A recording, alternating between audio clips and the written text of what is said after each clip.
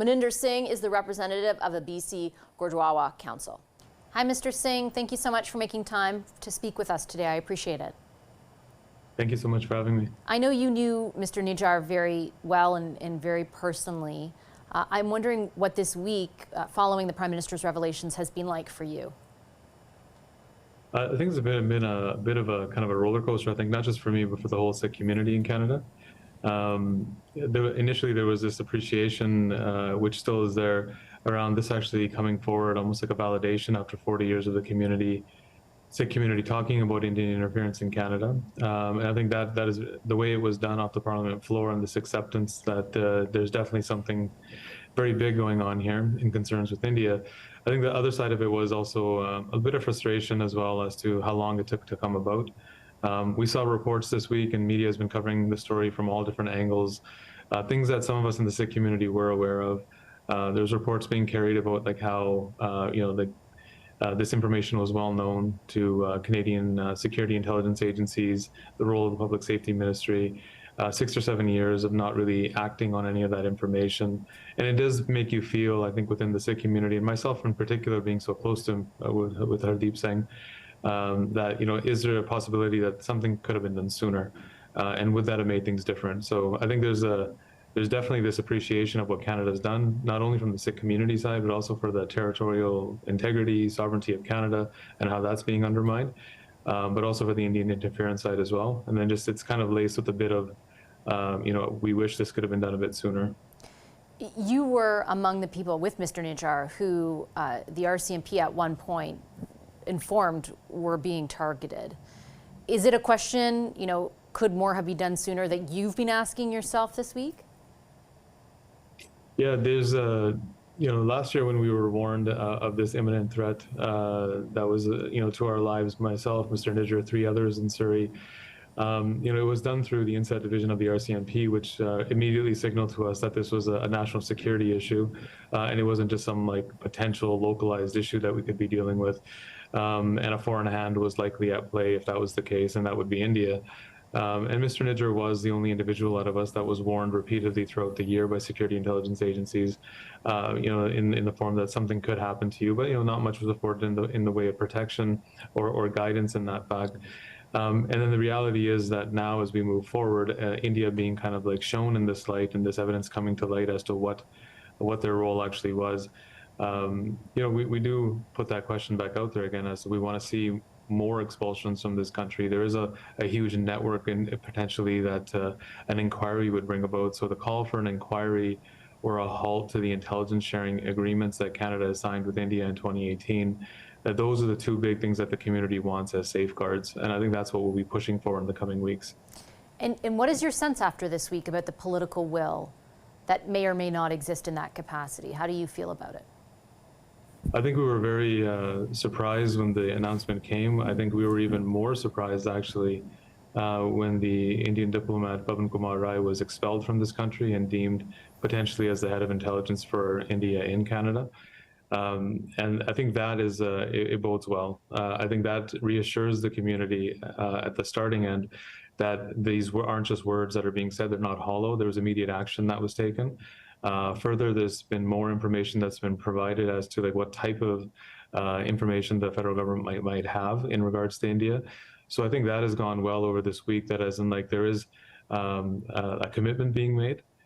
This row with India now, with a tit for tat type battle going on, that we've expelled somebody with rightful information, means and India responds in a very childish type way of expelling one of Canada's senior diplomats and accusing him of foreign interference. It's almost childish in a way as to how they're behaving. But I think that for us is a good sign as Sikh Canadians especially, but also for Canada, that this government and the opposition parties right now are all kind of committed to Canada's sovereignty and integrity, and they took the right step by actually removing this individual. India is, of course, it's incumbent on me to say, completely refuting all of the allegations leveled against it by the Prime Minister in the House of Commons last week. Some members of the opposition and sort of some onlookers are saying to the government, maybe it's time to show some of the intelligence or evidence or something that you can show Canadians that led you to arrive at this conclusion. What is your feeling about that? I think they definitely have to share information as they go. They've made it clear that they can only share so much as investigations progress. Our friend and colleagues and leaders, Mr. Hardeep Singh Nijjar, who was killed, the investigation into his murder is still underway. So I'm sure they can only share what they can share without compromising the integrity of their investigation. But on the flip side, they've shared some information. They're making some headway. They will, I feel, if they continue to share the information, even in a drip feed, it's something to kind of show that, yes, there's something bigger there. What they can share behind closed doors, who signed disclosure agreements to actually go and read that information, whether the Conservatives did or not, that they should come clean on that as well. Playing this type of petty politics and cozying up to India and bowing or bending the knee to the Indian lobby, we've been afraid of that from the beginning, that these statements are made and then India starts exerting its pressure through its lobby efforts. Just before I let you go, Mr. Singh, just jumping off of that point, there are domestic sort of back and forth. There is a domestic rather back and forth taking place, but internationally, there's also been a lot of coverage about sort of an assessment that our allies may not be jumping to our defense to the degree that they would have been in other instances, for example, if this were about China or if this were about Russia. And that largely points to India's increasing significance geopolitically. Are you worried about that in whatever happens going forward? I think we always are, that geopolitical kind of nature of the world when it comes to trade, economic ties, and things like that often end up trumping, unfortunately, human rights around the world and human rights issues. And we see that everywhere. What we have seen is that India outright was starting to point out, their media is that none of these partners of Canada are standing with them.